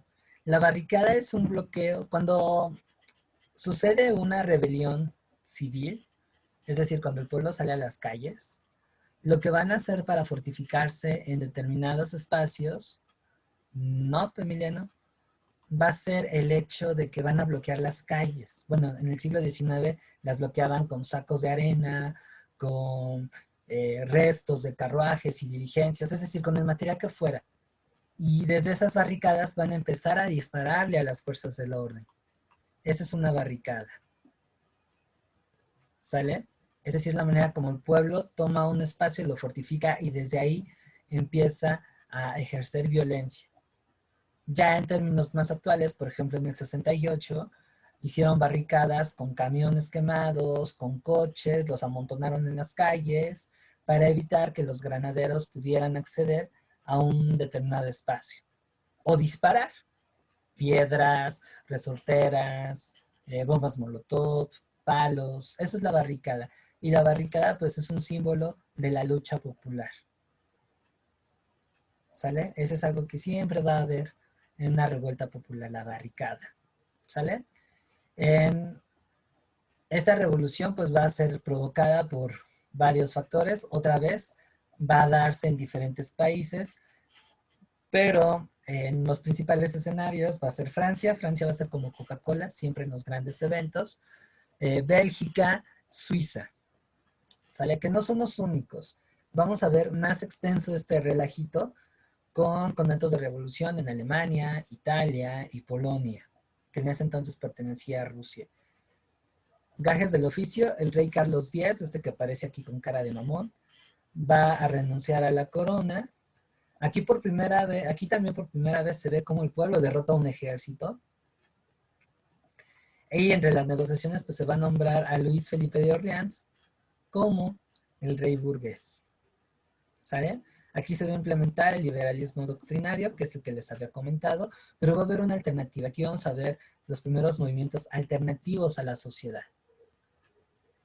Socialismo de Blanqui. Este es Louis Blanqui, uno de los principales elementos que va a jugar aquí. Este movimiento particularmente va a inspirar varias obras de Víctor Hugo. Me parece que la más referenciada son Los Miserables.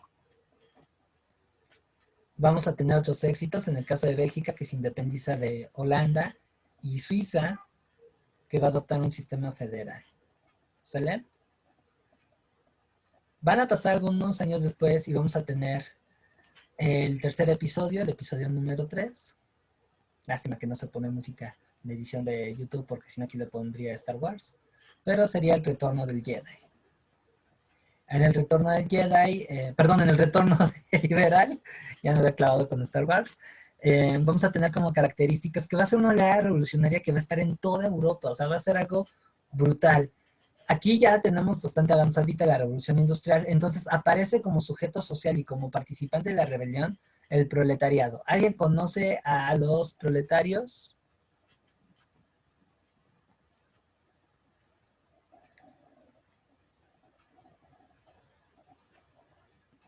¿Saben qué es el proletariado? Yo los invoco. Ajá, sí, pero ¿qué parte de la clase baja, Michelle?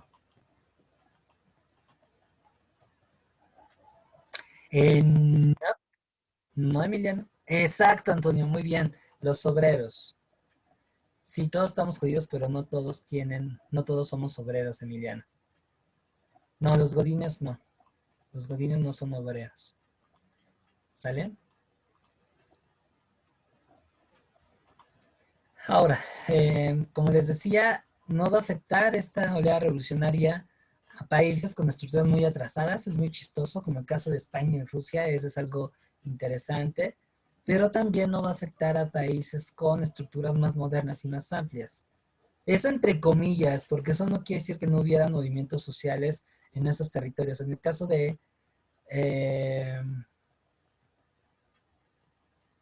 el Vals del Obrero, Wendy.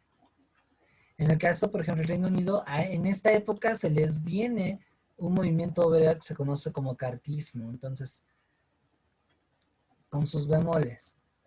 Ahora, por lo rápido de esta expansión, se va a conocer como Primavera de los Pueblos, a la Revolución del 48. Esto fue las oleadas revolucionarias, modo Star Wars.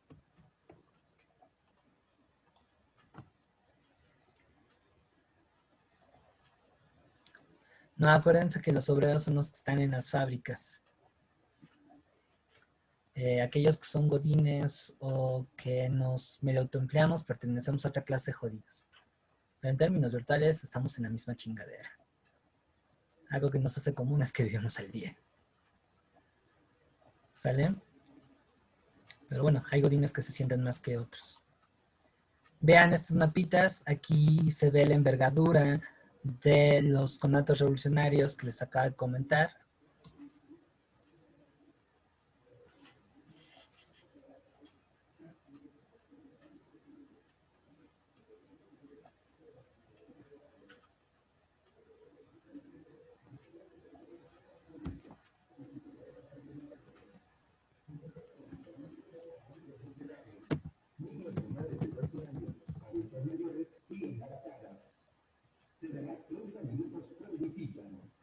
¿Sale?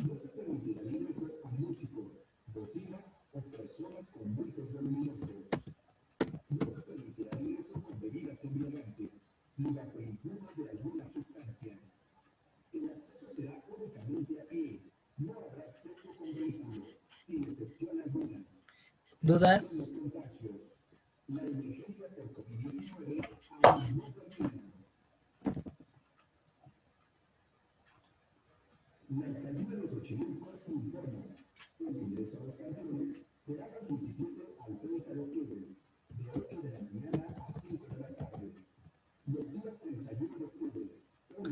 Sí, se ve cañón eso, ¿eh?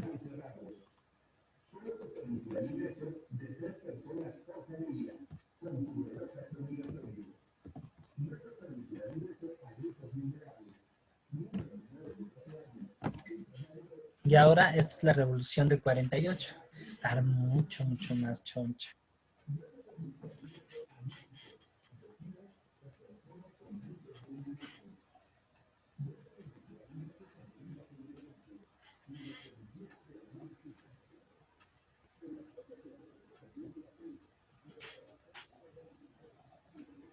Prácticamente toda Italia. Ahora, la revolución del 48 va a ser un antecedente para las unificaciones de Italia y Alemania, que eso es lo que vamos a ver en la siguiente sesión. ¿Dudas hasta aquí?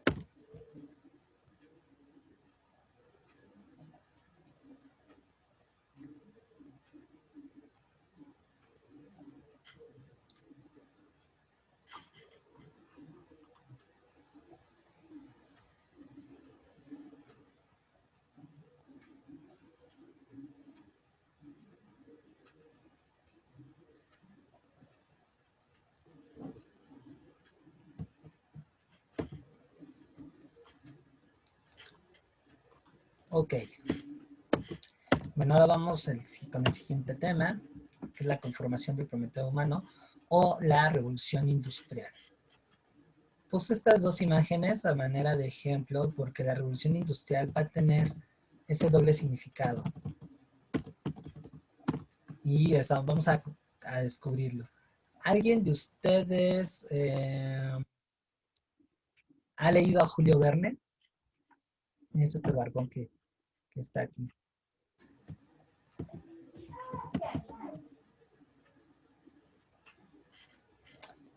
Sí, Itzel, adelante. Pues yo he visto en el Canal 11 una serie que se llama así Julio Verne, pero no me he sentado a verla exactamente, pero sí la ven mis sobrinos, o sea, sé que existe y he visto partes del capítulo, pero no he visto uno completo. Oh, recomendación, acérquense a la literatura de Julio Verne. ¿Alguien más? Sí, justo son como... Ay, perdón.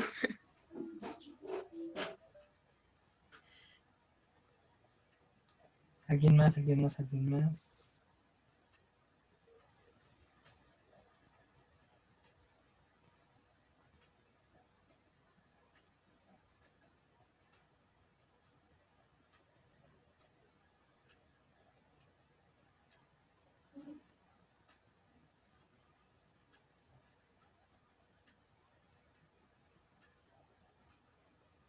¿No?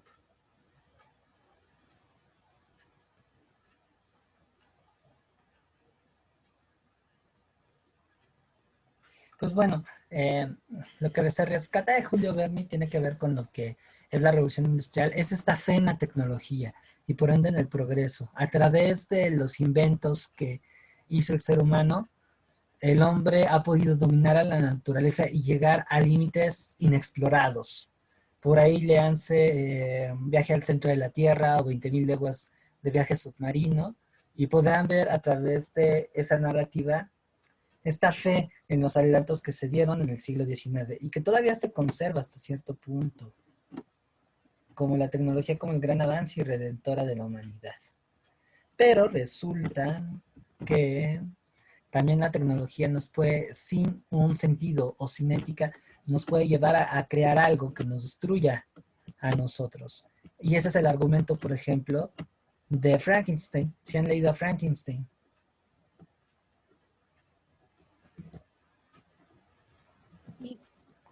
¿Alguien recuerda la historia de Frankie?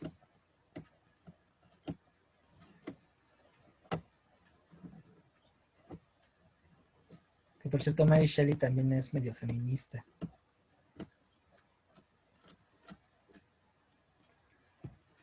Frankie, ¿no han leído Pues Frankie? tiene esto Ajá, de creerse Dios para crear algo exacto. ¿Y cómo le sale el producto?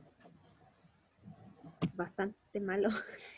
Exacto, muy bien, muy bien. Esa es una de las consecuencias que trae consigo la revolución industrial.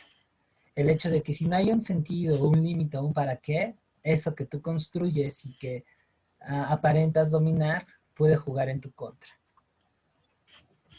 ¿Sale? Es una imagen muy interesante de esta idea de progreso y ciencia que en el siglo XIX estaba comenzando a pulular. Y la revolución industrial va a encarnar esas dos cosas. Ahora, ¿cómo podríamos definir la revolución industrial? Pues bueno, va a ser un proceso en el cual se va a transformar radicalmente la manera de producir, que va a consistir en la sustitución parcial de la fuerza de trabajo del ser humano con el uso de tecnología. El objetivo de este cambio tan radical va a ser llegar a subsanar las necesidades de mercados cada vez más grandes, con el fin de tener una mayor utilidad económica. De esta manera, pues podemos ver que la revolución industrial va a responder a una serie de causas bastante concretas. En primera instancia, vamos a ver que el descubrimiento de América y de otras zonas del mundo, a la larga va a generar una ampliación de los mercados para la industria europea. También América y otros lados van a ser espacios muy importantes en donde se puedan recabar materias primas. Y todavía en algunos casos, pues, algunas regiones de América, Asia y África, pues, representan una reserva muy importante de mano de obra barata. ¿Sale? Entonces ahí ya tenemos la situación que va a posibilitar eso. Pero hay otros procesos que refuerzan el por qué se da la revolución industrial. El primero de ellos es el desarrollo científico, o sea, los primeros inventos que vemos con la revolución industrial son consecuencia y aplicación de lo que se está viendo en, de los avances científicos en física, química, biología y otras disciplinas. ¿Sale? ¿Qué más les iba a comentar?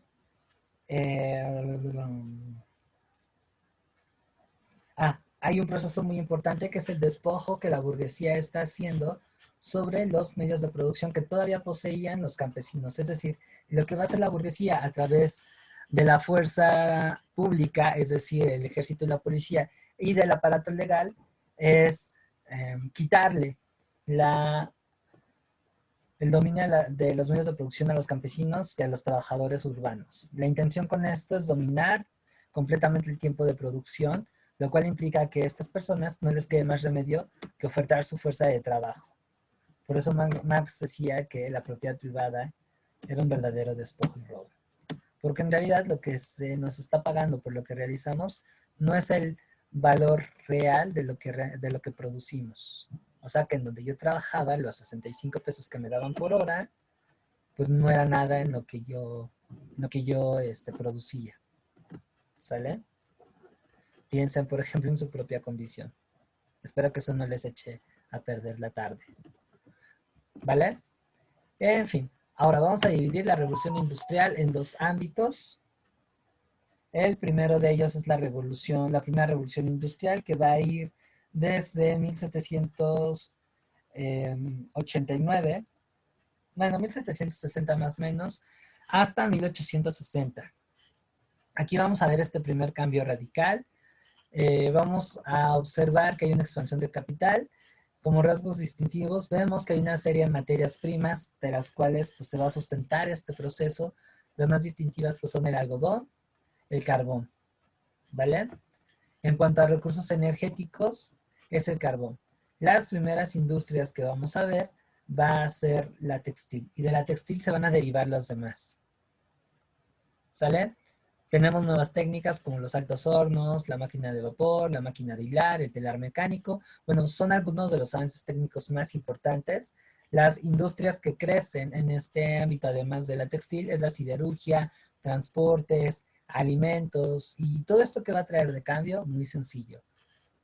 Va a haber un aumento de población, tenemos más alimento, va a haber un cambio económico en el que va a haber una sustitución de la manufactura al sistema fabril, es decir, a las fábricas, va a haber una expansión comercial. Eso va a brillar a un dominio de Europa sobre otros lugares de Asia y África, el cual va a ser referido como imperialismo. Se van a sentar las teorías del liberalismo económico, que se los voy a dejar de tarea. Para el martes investiganme las principales ideas de Adam Smith y Thomas Malthus, sobre todo de Malthus, porque ahí es en donde encontramos las contradicciones que van a dar pie a los movimientos socialistas. Perdón, a los movimientos obreros. Y bueno, entre los cambios sociales va a implicar nuevas costumbres, va a haber un desarraigo de los obreros y va a haber el nacimiento del proletariado. Todo eso lo van a ver en la película de Germinal. Eso es algo que espero ya tener en unos momentos y ponérselas en Zoom. Ahora, ¿en dónde se va a dar esta primera revolución industrial?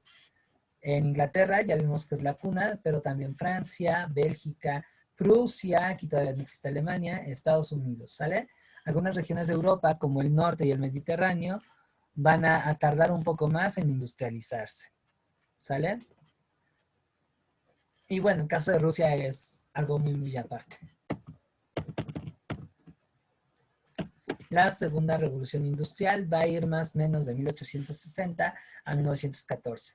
Y vamos a ver una ampliación en la investigación científica y aplicaciones tecnológicas. El siglo XIX es el siglo de la ciencia y la tecnología.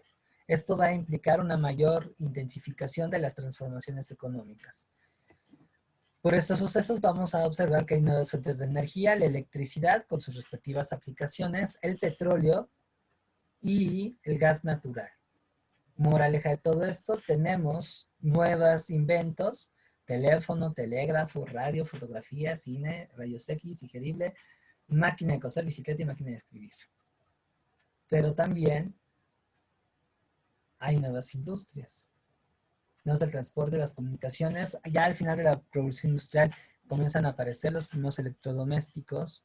¿Y qué vamos a ver? Pues mientras vemos la modernización de algunas industrias, hay otras que van a crecer, sobre todo la parte de la farmacéutica, ¿sale?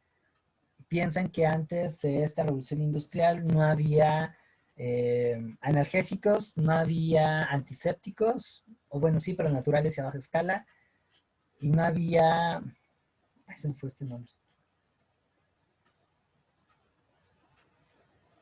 Ay, ¿cómo se llaman el grupo de medicinas que curan el dolor? Antibióticos. Antibióticos, ándale, este que me faltó.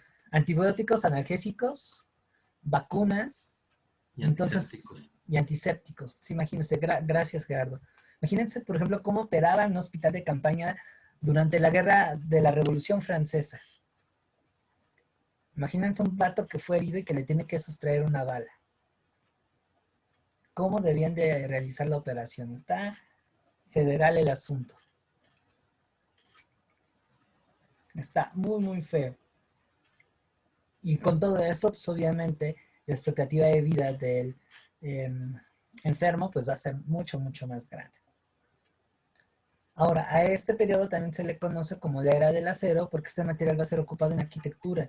Es la época en que se hace, por ejemplo, la Torre Eiffel, la Estatua de la Libertad en los Estados Unidos. Aquí en México, pues bueno, tenemos la Columna de la Independencia, el monumento, bueno, lo que es el monumento de la Revolución Mexicana, pero que se tenía previsto que fuera el Congreso la sede del Congreso de la Unión, en fin, un montón de cosas. El acero aquí lo domina. Es la época también de los rascacielos. El Empire State por aquí se construye y por supuesto que eso va a tener un impacto en la vida cotidiana y en el consumo popular. Cuéntenme cómo vamos hasta aquí, chicos.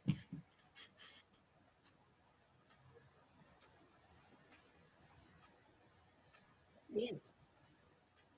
Bien, perfecto. Ahora, ¿qué creen que tenga como consecuencia todo este proceso de la revolución industrial? Le pongo dos pistas, que si leyeron estos libros, pues ya lo hicieron.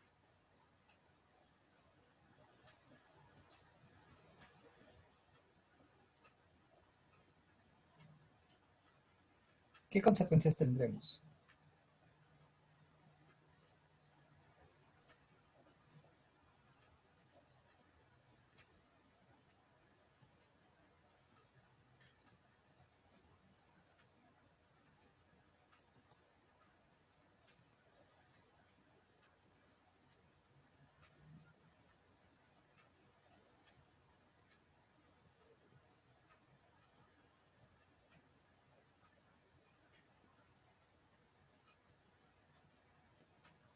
¿Qué consecuencias tenemos, chicos?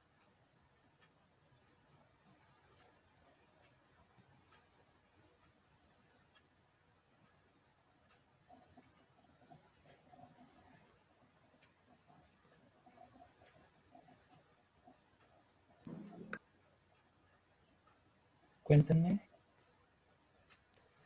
No sabemos, ya nos rendimos. Sí, ya vi que ya les llegó el más allá. Les dejo unas pistas. Jugamos a la adivina quién. ¿Qué ven en esas imágenes?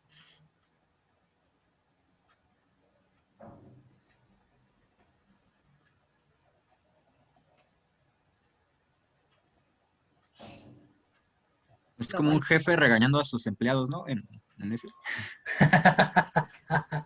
Va por ahí, pero esfuércense un poquito más, un poquito más. Pues parece ser China y otras, no sé si otras naciones, pero Sí. dice el nombre de China ahí en el dibujo, como que si estuviera como por encima, ¿no?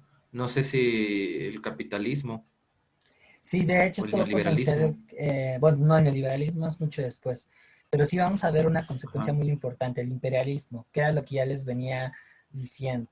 Es la repartición de diferentes territorios para poder tener materias primas, mano de obra y mercados. ¿Sale? Esa es una de las consecuencias de la revolución industrial y bueno, en la caricatura se nota cómo las diferentes potencias están andallando a China como si fuera una pizza. ¿Vale? Está muy, muy representativa. Aquí está Inglaterra, Alemania, Rusia, Francia y Japón. Aquí también se agregaría Estados Unidos. Pero además del imperialismo, la revolución industrial va a traer consigo la generalización de la contaminación, que esto aquí se podrá ver. Desde estas fechas se comienza a nublar nuestro cielo. ¿Sale? La revolución industrial también va a formar parte o va a traer consigo una mayor explotación hacia los trabajadores, va a implicar un aumento demográfico más grande, va a cambiar la vida de la gente. Esto lo pueden ver en películas como eh, Victor Frankenstein, no sé si por ahí la han checado, es con el protagonista de Fragmentado y Daniel Radcliffe. Ahí se ve cómo la sociedad de alguna manera se transformó con la revolución industrial. Los cambios, las costumbres, o sea, tenemos la industria del entretenimiento, tenemos con la revolución industrial un avance bélico que va a ser factor para el desarrollo de la Primera Guerra Mundial, en fin, va a haber un montón de cosas. ¿Dudas hasta aquí?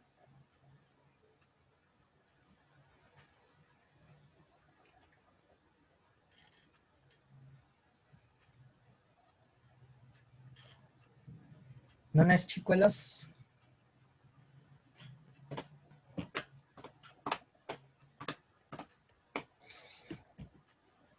¿No? Pero, alumnos, yo los invoco. Es una hechiza, me No, gusta. hasta ahorita no. Perfecto. A ver, ando leyendo aquí los mensajes de chat. Se refiere a la ética protestante. Eso lo propuso un sociólogo alemán llamado Max Weber, en donde ve la influencia de la ética protestante en el desarrollo del capitalismo y eh, específicamente en el impulso de la revolución industrial. Ustedes saben que a diferencia del catolicismo, el protestantismo tiende a ser más individual. Valora mucho la idea del esfuerzo, pero también de acumulación de bienes. De hecho, y hasta la fecha se mantiene, muchas iglesias protestantes plantean que el que tú tengas riqueza es uno de los símbolos de que Dios te quiere. Pero para que lo hagas, pues Dios quiere que trabajes. Entonces, Es una ética que también está muy cargada con el rollo del mérito. Entonces todo eso va a proyectar y hacer evolucionar el capitalismo. Y por supuesto que eso se ve en la sociedad burguesa de la revolución industrial. Quien quiera consultar ese libro, me parece que es La ideología protestante y el desarrollo del capitalismo de Max Weber. Está muy interesante y para aquellos que van a área 4, particularmente a rollos sociales y culturales, se los van a dejar a leer. Sí, de hecho aquí el Estado va a facilitar el emprendimiento. Voy a subir la miniserie de El Conde de Montecristo y ahí van a ver reflejadas algunas cosas. Sí, el Estado en realidad no va a tener industrias hasta después del crack del 29, que es cuando vemos otra intervención del Estado. Aquí en la Revolución Industrial, todas las empresas son privadas y el Estado comienza a ceder un poquito en referencia a ellas. Es chistoso. Les va a dar, digamos, el espacio. No quiere decir que realmente cedan. Les va a abrir el espacio. ¿Sale? ¿Alguna otra duda, comentario? Muy buena tu observación, Wendy. Muy buena. Sí, Itzel, adelante.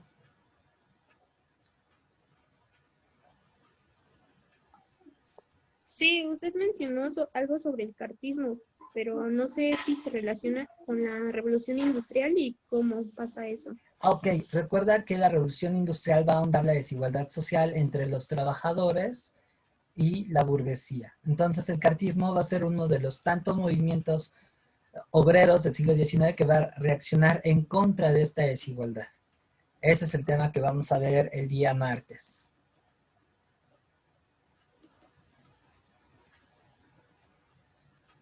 ¿Vale? ¿Alguna otra duda, pregunta? ¿Cuál fue lo que mencionaste que leyéramos o investigáramos para comentar el martes? Es las películas, Germinal, va también el Conde, bueno, Germinal es para el martes, a manera de referencia de este contexto, que es la primera mitad del siglo XIX, El Conde de Montecristo de Alejandro Dumas. Es un libro muy bonito, pero pues también les recomiendo la miniserie francesa. Pero sí, para el martes va Germinal, ahí detecten los movimientos obreros que se llega a observar en la película. ¿Sale? Voy a buscar el link para proporcionárselos. Espero encontrarlo. ¿De nada? ¿Alguna otra duda, pregunta, comentario? El nombre del último libro que mencionaste ahorita para los que vamos de área 4 y que después nos van a hacer leer ¿cuál era? Es La ideología protestante y el desarrollo del capitalismo de Max Weber. Se los pongo en el chat. Se lo pueden descargar fácil de internet, es muy sencillo.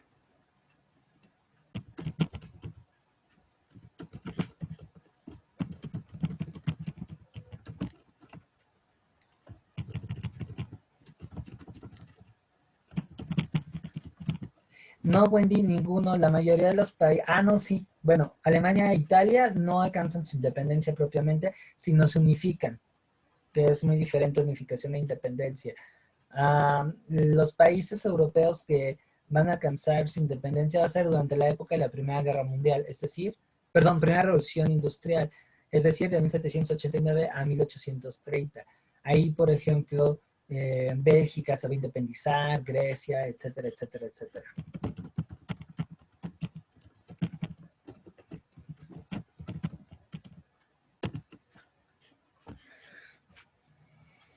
¿Alguna otra duda, pregunta, comentario?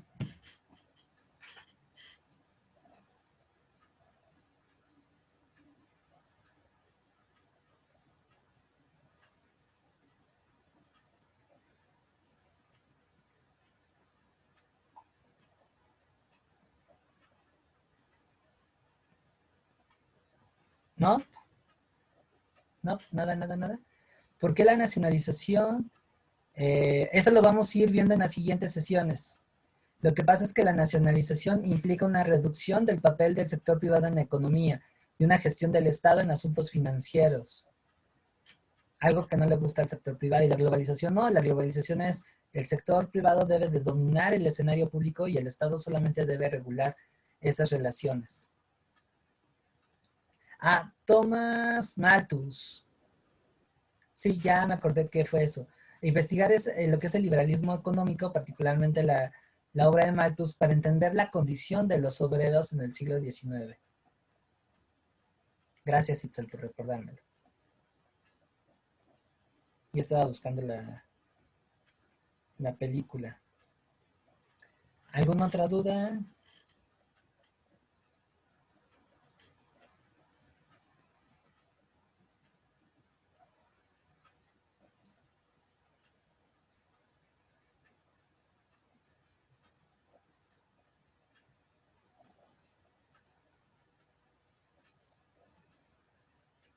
No.